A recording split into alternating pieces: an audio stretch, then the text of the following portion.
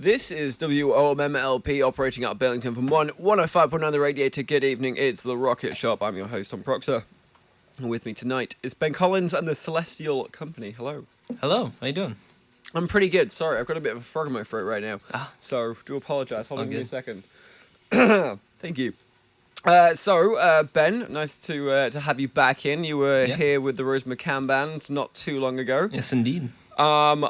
Your Celestial Company, you guys want to introduce yourselves as well? Sure. My name's Andrew Greenberg. I play bass. Nice. And I am Matt Weinstein, and I play the keys. Well, pleasure to have you all in. And we do like kicking it off with a song, so what have you got for us? Cool. This one is the first single off the album that's coming out soon, and it's called Sadie. And the single's out now, but we'll play it. Alrighty.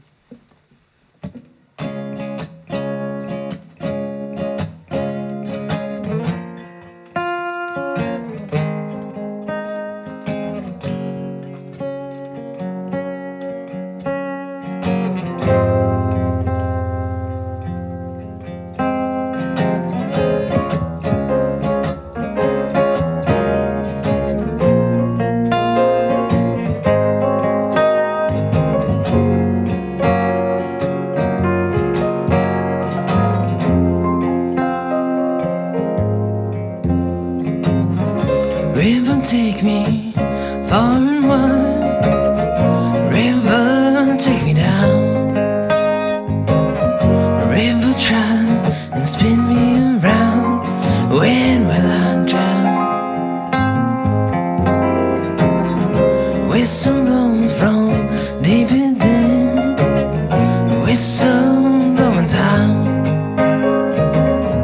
Whistle blow each time I win. Will it blow tonight? What's another love song like this? How many times till I get the chills? Sadie, if you're happy, I'd love to see you tonight. Sadie, if you're happy, I just can't play on.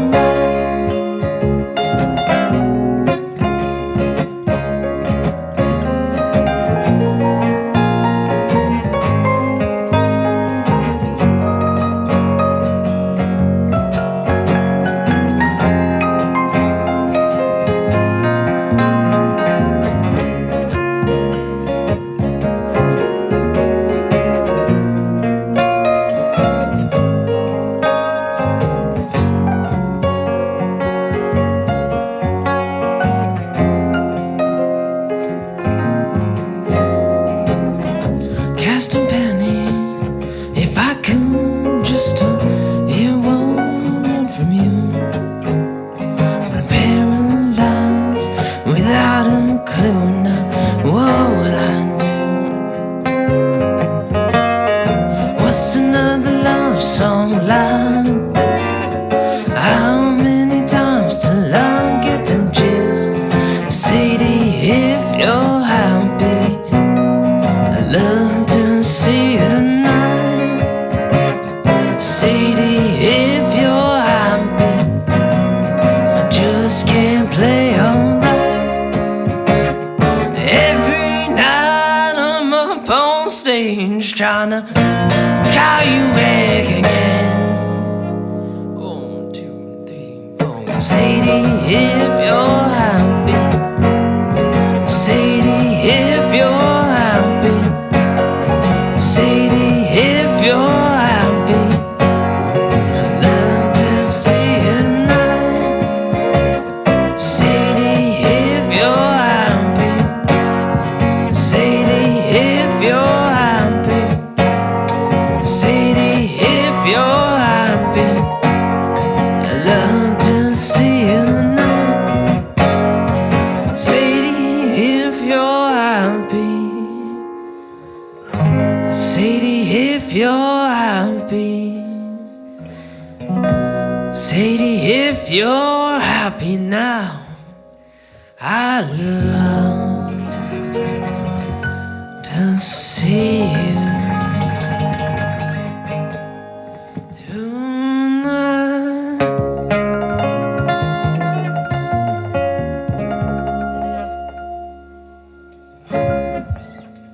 Ben Collins there with the Celestial Company, playing the first single from your new record, Sadie. Yep. So I was misinformed. I thought that Space Ranger was going to be your first single, but am I wrong in thinking that that is actually a album? That's the album. Yeah. Oh, I see. Yes. And that is out incredibly soon, right? Yes. Well, it's supposed to be incredibly soon. There's just been a slight delay. To get the cover song license, it takes 2 weeks, and there's a cover on there of The Tallest Man on Earth's "Weather of a Killing Kind," and it plays a pretty important role in the album. So I thought, we contemplated the idea of maybe releasing it without it, and just wait and then releasing that song a couple weeks later. But it kind of segues into the title track of the song or the album, and I didn't want to release it without having it. So there's going to be a slight delay. The album doesn't have a release date. It was supposed to come out this weekend, July 1st, but it might be delayed, and hopefully it'll be soon. But yeah, it sounds like it's a small hiccup. Yes. Before being able to actually officially properly release it. Yeah. So that kind of begs the question: if this particular track, and I do love a bit of Tallest Man on Earth, kind of pulls the album together, if you will. Does this album then have like a theme? Does it have like a something running through it, or is it just because it sounds good going into the next track? Well, it's a bit of both. It sounds great. I think it's one of the better sounding songs in the album. It was we took the song and took it in a new direction. We added first off, his version is just him and guitar, so it had a lot of room to be explored and messed around with. So we do upright bass, like a bowed upright bass on it. Some like drums playing like a tom beat throughout, and it sounds great. We added like a whole nother part at the end, like some new compositional elements at the end, and there's kind of a theme running through the album. It's a little bit scattered in some parts. Like there's a couple songs that seem like they could be out of place, but it's just kind of how the album got packaged together. But it's definitely exploring this whole like kind of Wild West and outer space vibe that kind of is indicated by the Space Ranger name and the Celestial Company name. And of course, your bio as well. I mean, you very much kind of bring in these kind of Old West elements into the way you describe yourself and the way you describe the Celestial Company, who there's only a part of them here today. Yeah. You guys are just 2 stars in what is otherwise a cluster. Oh, yeah. Good way of putting it, too. I like that. And so... sorry, where was so as you were saying that with that the song with Tallest Man on Earth, it was very simple, the cover, but you've kind of added more elements to it. Was that something that you could thought about when you first set out making this album or doing the solo project, that rather than be just a solo project, kind of doing it with this kind of, as you said, band of rangers or cowboys? What kind of brought you to that rather than kind of just sitting down and sitting there with a guitar and doing it yourself? Well, there's kind of the whole idea of making my own album and the whole solo project thing started last summer when I started writing songs that I felt like wouldn't fit within Rose McCann Band or Moondogs, which were the current projects I was a part of then. And they felt like they couldn't really fit properly. Like they could be made to fit within those bands, but they wouldn't sit properly. And I knew I wanted to kind of take them in a different direction. So the initial idea for the Ben Collins and Company, which is what it was known at the time without the celestial part, was just like a rotating cast of musicians. And it kind of the company came from like the idea of a Wild West, like company of cowboys. I was reading a lot of Zane Grey, which is like the dime store 1920s Wild West books at the time, and very inspired by those books. And like the whole idea of like a rotating cast, like a cowboy comes in and stays at the ranch or whatever for X amount of months, and while they're doing those like X amount of months, they would like reshift the priorities of the ranch to fit that cowboy skill set. So like if one was particularly good at house building, they would say, okay, this is time to build up some like a barn and build like another house or something. If one was good at hunting, they'd shift their priorities and like make sure that he was able to do that. So the whole idea with the band was like to bring these songs as like an empty canvas and let the musicians and what their natural skill sets are dictate how the songs are played.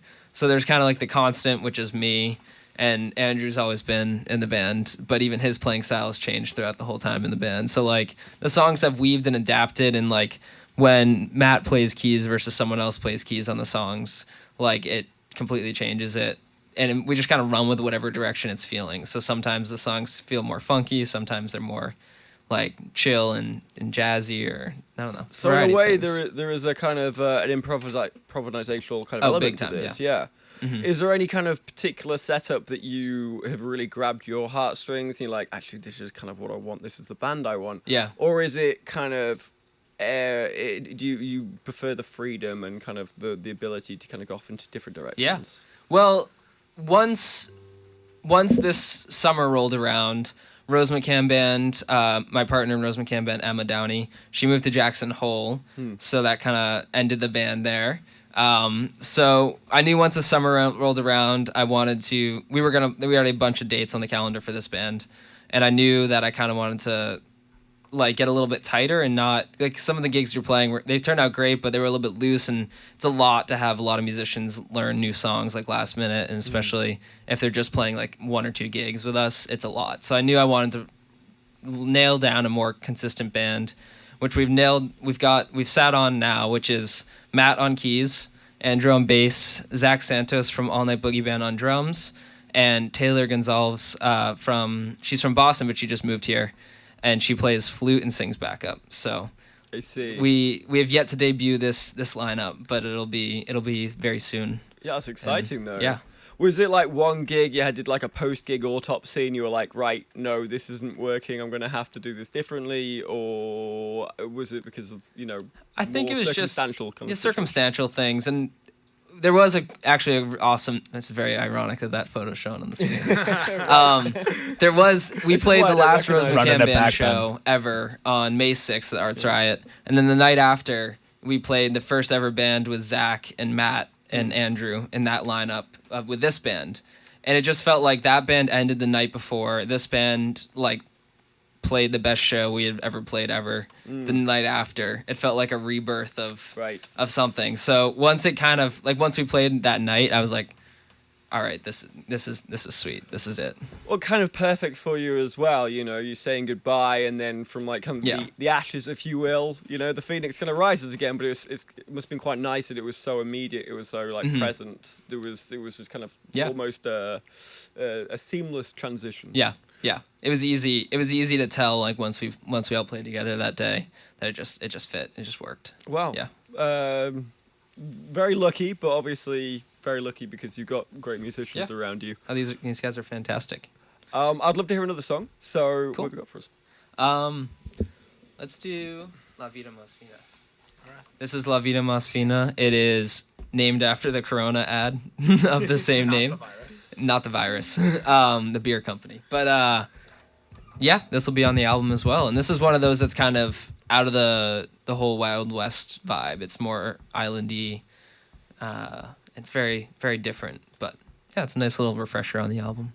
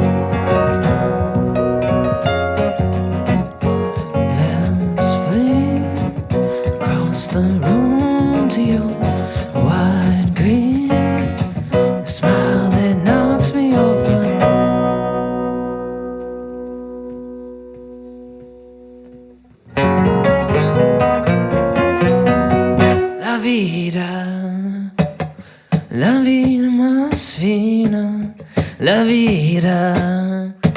La vida más fina, la vida. La vida más fina, la vida. La vida más fina.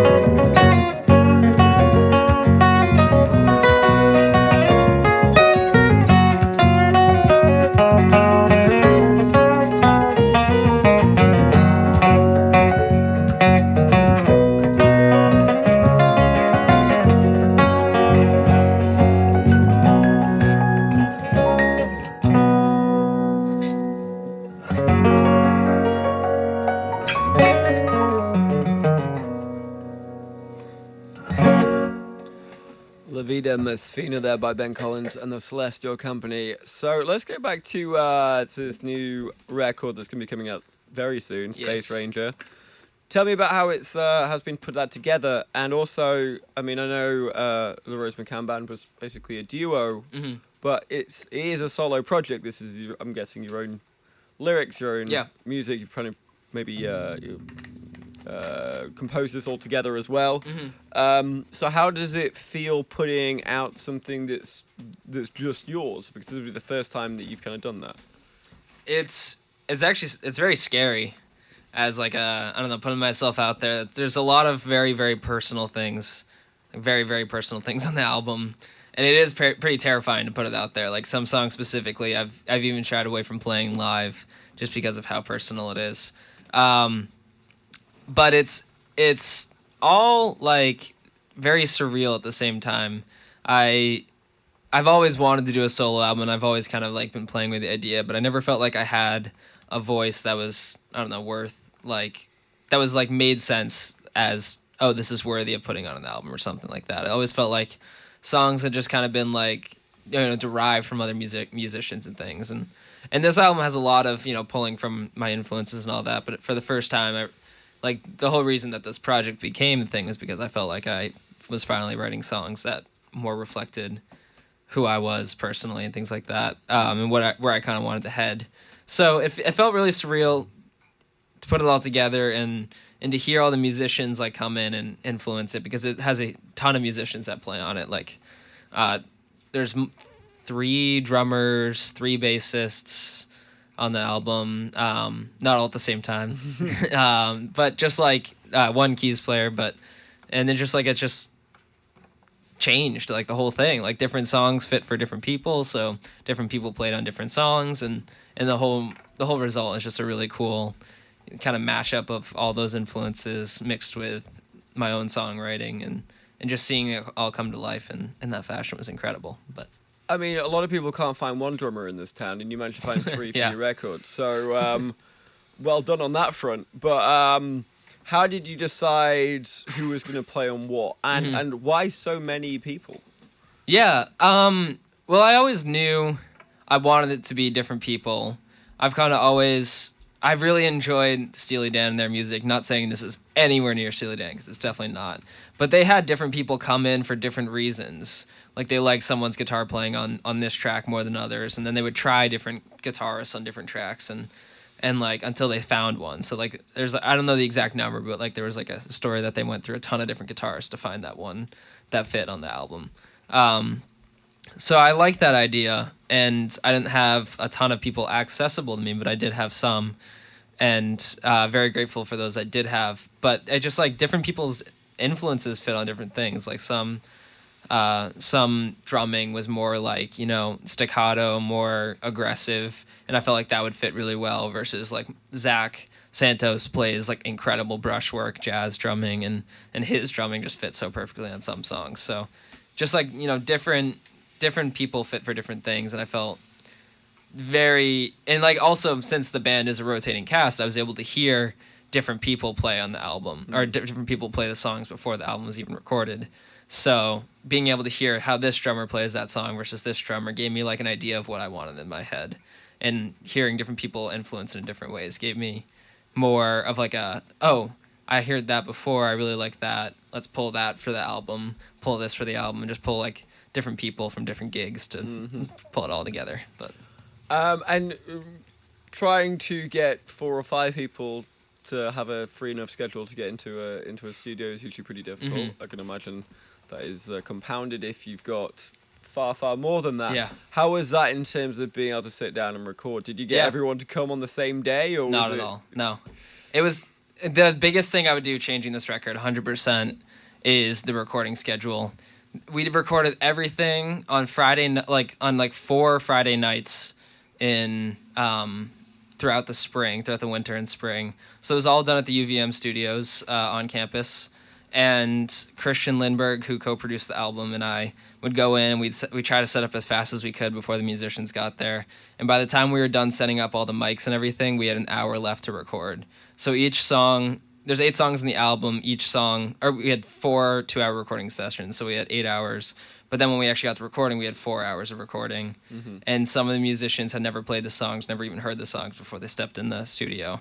So massive kudos to everyone who played on it, because it was like, we have 30 minutes to get these songs. We have to nail them. Let's get down to work. And there was no messing around. Like, it was, everyone was there to work. And I really appreciated all the work ethic and hard work to understand some of the changes and some of the breaks and things in the songs, like last minute in the studio, and run with the punches. But yeah, I can imagine it's probably produced some really interesting records, in fact, because that very much limits, the mixer and the producer to with how much kind of material they've got to be able to kind of chop and change. But I can also imagine it's also produced some moments of magic, because there's probably been some songs where there might have been, someone muffling into a mic or someone, getting a text message or something. Does it have a little bit more realism because of this way that you recorded it? Yeah. And it definitely, the album took a lot of inspiration from the Grateful Dead. Myself, I take a ton of inspiration from the Grateful Dead.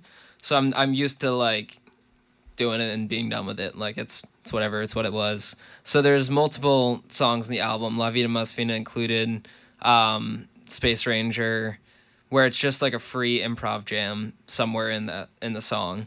And that was all done in studio. All the improv none of it was scripted, none of it was written.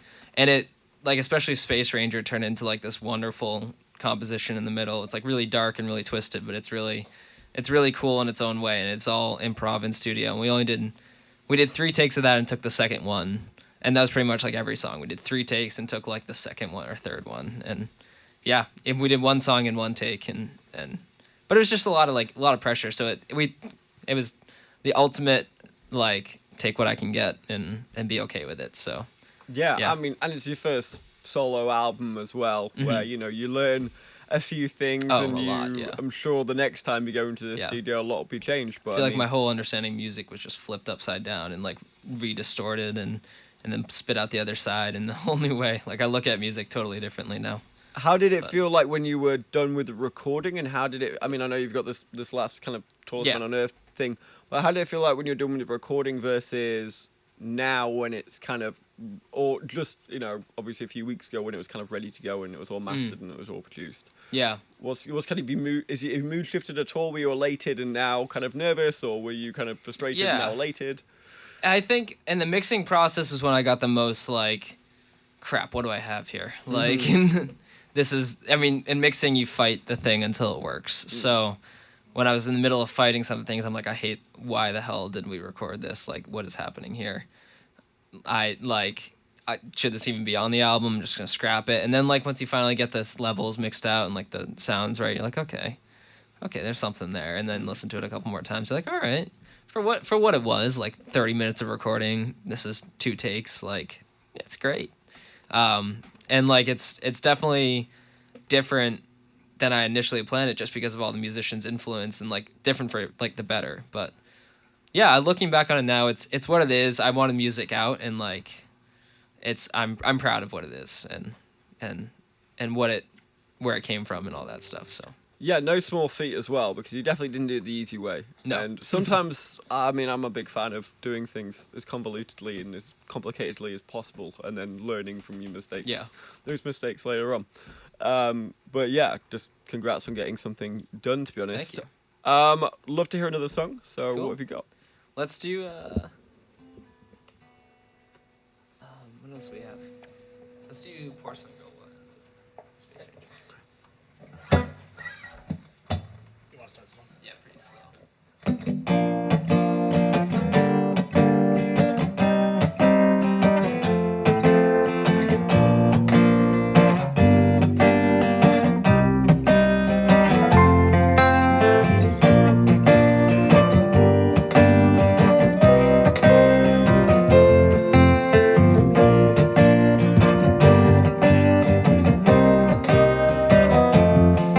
Prove me wrong.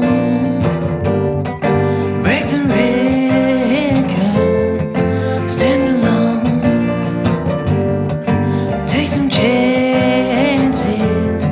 The sun dress on, you start to love her. Once again, she's your lady in red. Moments gone, can't help but wonder what it's like to not run again. Hear a ring as you start to call her. Why ever wait when it's all in your head? A moment's gone, maybe she can help you. Just take a moment to think, my friend. Boy, you better care. She's not yours to mess again. Boy, you better care. Her beauty can't compare. Her heart is always there. You know that she loves you.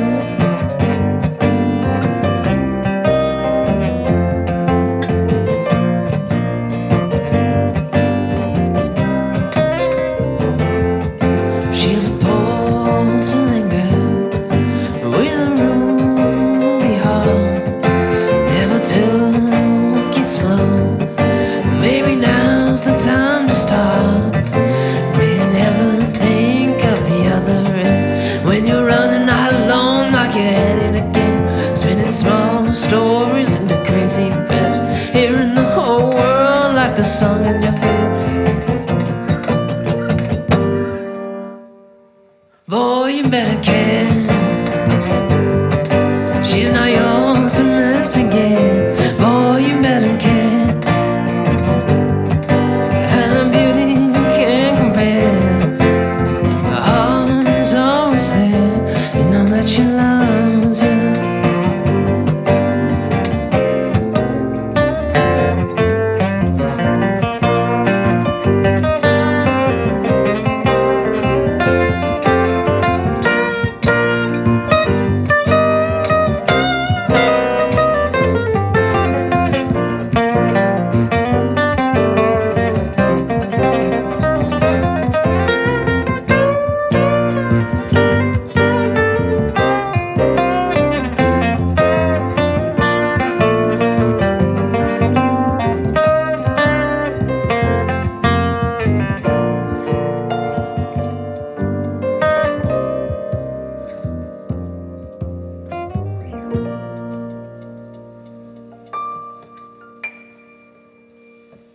Lovely touch at the end there. Ben Collins and Celestial Company, and I'm afraid I missed the name of the song. Porcelain Girl. Porcelain Girl. Yeah. So these songs, they definitely are. They're quite soft, but obviously you're both playing on acoustic guitar. It ain't so soft in the full band, I'll say. Right, I was gonna say. So I'm actually very rare to see an acoustic bass. By the way, This is the first time I'm playing this bass in my life. We're going for acoustic vibe tonight, so I thought I'd give it a shot. It's borrowed from Evan Barker, who actually played bass on a lot of the album. The great Evan Barker. Evan. I feel like this band has a lot of firsts. People have come into the studio and the first time they're playing a song or first time they're playing an instrument. Yeah. You break new ground every time you play. Yeah. Oh, it really is though. Like there's just because of the changing nature of everything. Like it's always new and always first times everything. But I mean, it's a fun way to be honest. Yeah. You're always kind of in for a surprise yourself. So post album coming out, what's your plan in order to kind of push it out into the ether, if you will? I do see you got a lot of gigs coming up, but is there anything else planned out? Yeah, it's a good question.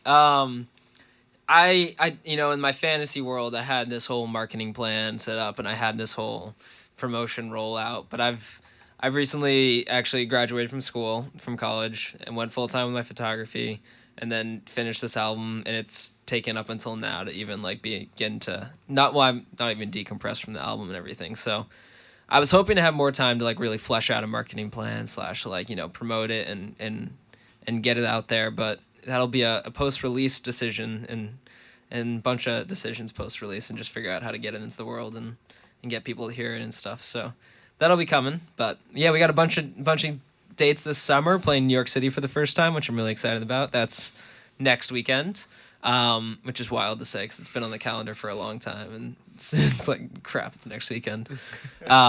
New York City for the first time. We're playing in Massachusetts. We're going to be playing at a music festival in Woods Hole, where we play on the water. So we play on a dock that's floating in the middle of the harbor, and that'll be really cool.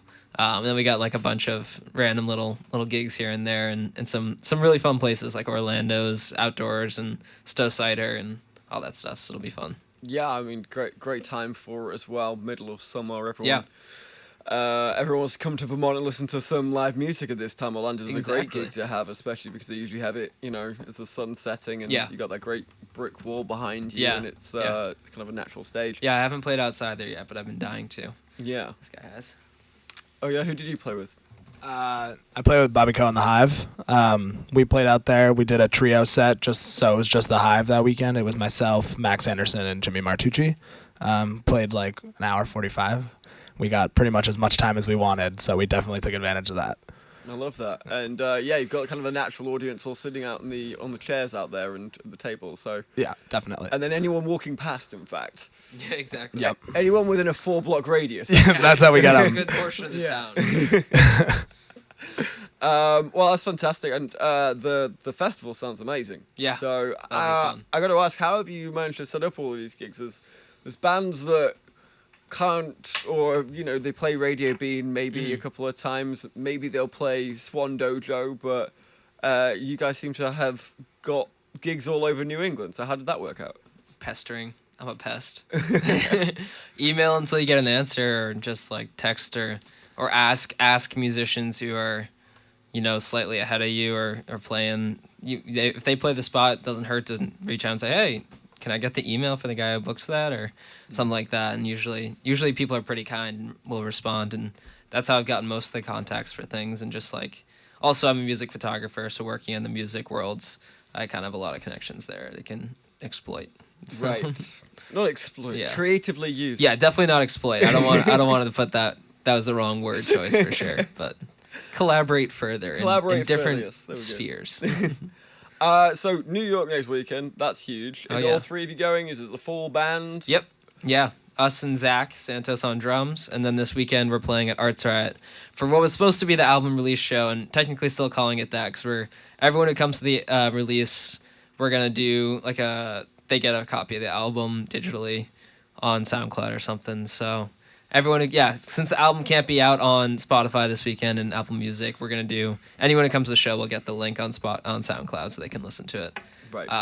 With the cover included, so. Nice. But yeah, that'll be this weekend at Arts Riot on Saturday with Bobby Coe and the Hive opening, so. Wonderful. So you're doing double duty that night? Yeah, I'll be playing all night. Good thing or a bad thing? Great. I'd love to play as long as possible. Oh, there we go. Perfect. I mean, won't be his first double gig. Does that mean you get twice the amount of free beers? That's a great question. You should definitely ask that, right? I definitely should. I mean, that's technically a doing 2 jobs question. a night. I didn't even think of that.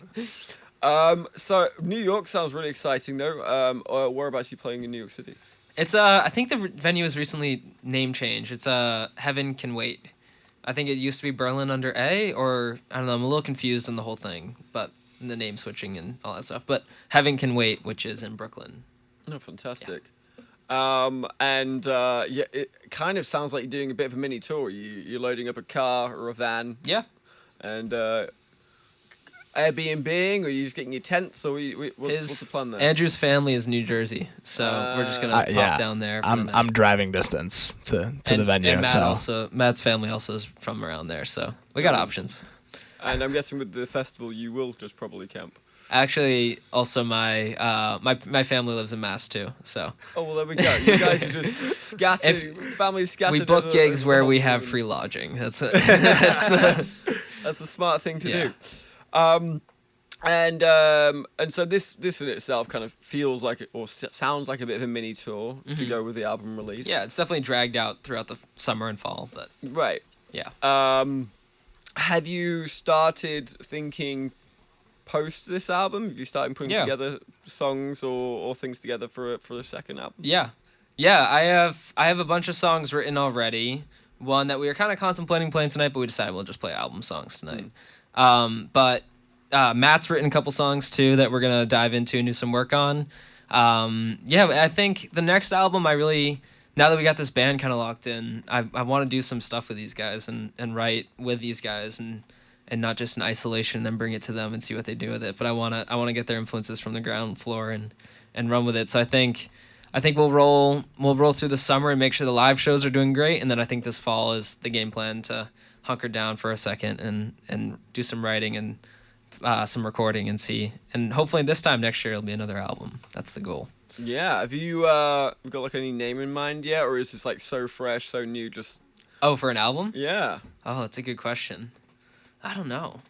Headwater is a great title track. Headwater. That's a great title track. Headwater's the one that is written and done, and we've been playing it as the last song of the set / encore song for the past couple of gigs. So it's been working. Never know. That might be the name of the second album. Could be. Well, we've got time for about one more song. So Awesome. what are you playing us out with? The title track of the album, Space Ranger. Here we go. And this is it's a long form jam, kind of in the vein of the Grateful Dead in this song, but we're gonna strip it down a little bit tonight and just kind of play through it. But I wanted to make one note is it's raining outside right now, and I don't think we've played a Ben Collins and Company gig when it hasn't been snowing or raining at all. I think it's snowed or rained, except for maybe the first show we've ever played. I think it's snowed or rained every single time. Oh yeah, so this is your fault this evening. I guess so. Yeah, I think it has something to do with our curse. I don't really know. I was gonna cycle here tonight, but you know. When the next hurricane hits, you can blame me. All right. All right. Well, take it away.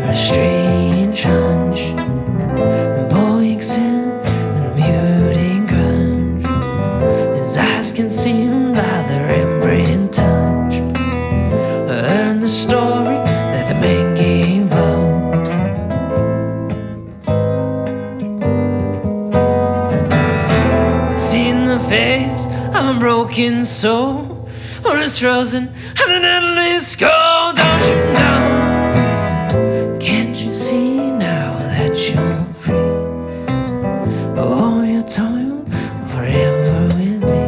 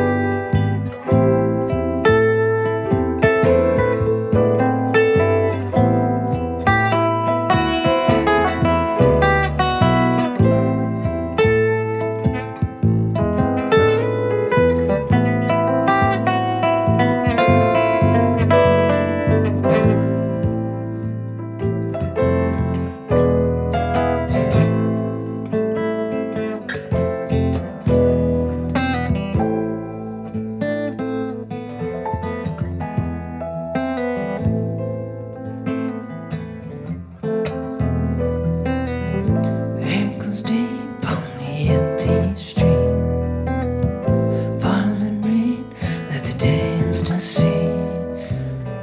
In the window caught a timely glimpse of empty cold and trembling lips.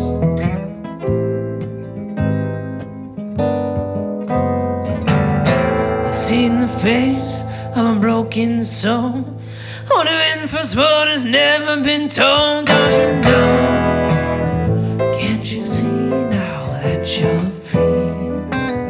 Oh, you toil forever with me.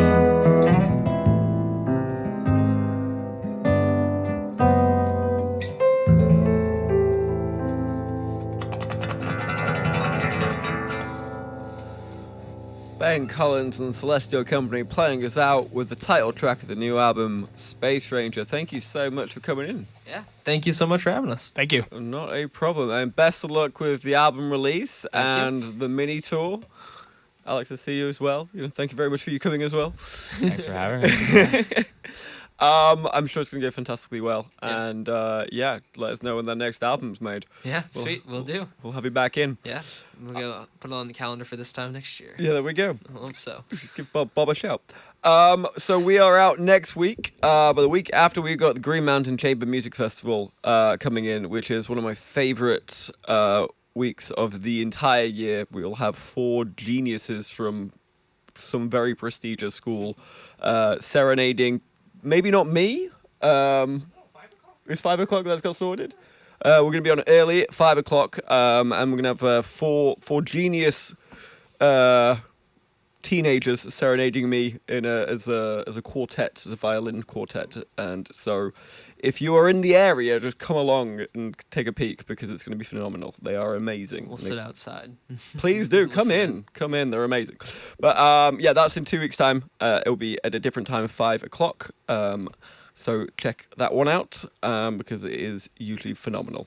But that's all we got for tonight. So this has been WOMM LP operating out of Burlington, 105.9 The Radiator, The Rocket Shop.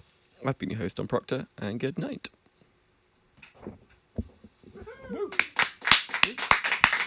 Thank you all so much. It's fun. Thanks.